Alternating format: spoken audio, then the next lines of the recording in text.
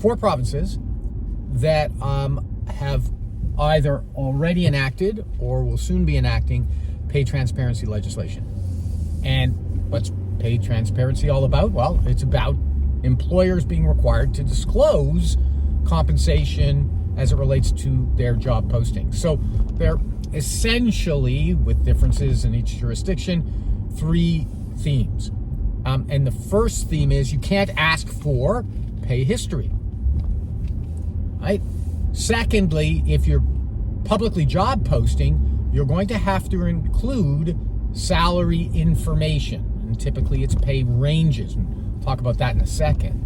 And then third, and this is interesting, you can't penalize, discipline, etc., an employee for disclosing compensation information to colleagues or even candidates.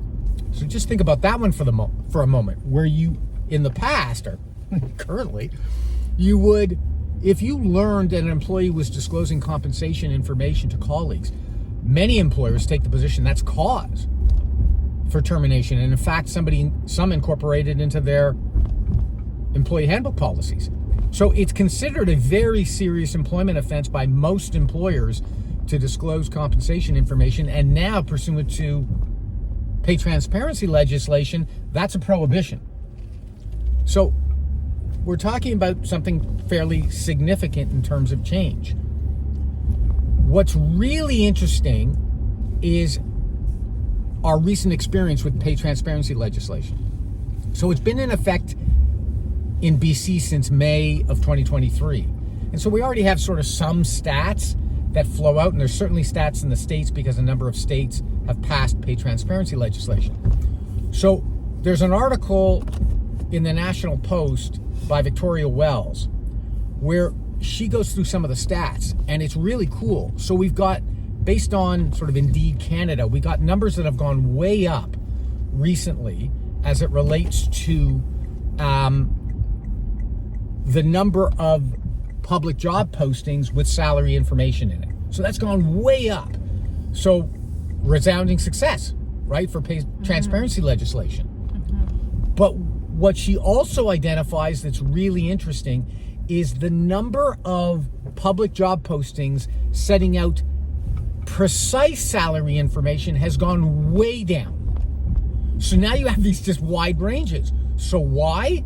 What's the reason for the dramatic drop in precise salary information for job postings?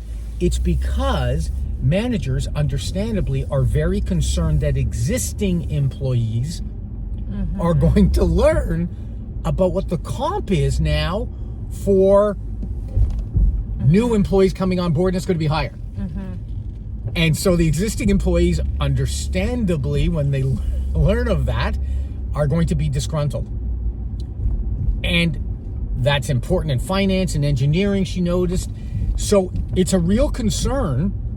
And in the States, in fact, the experience has been you've got a lot of employees, once they become aware of it, are exiting stage door left from the organization.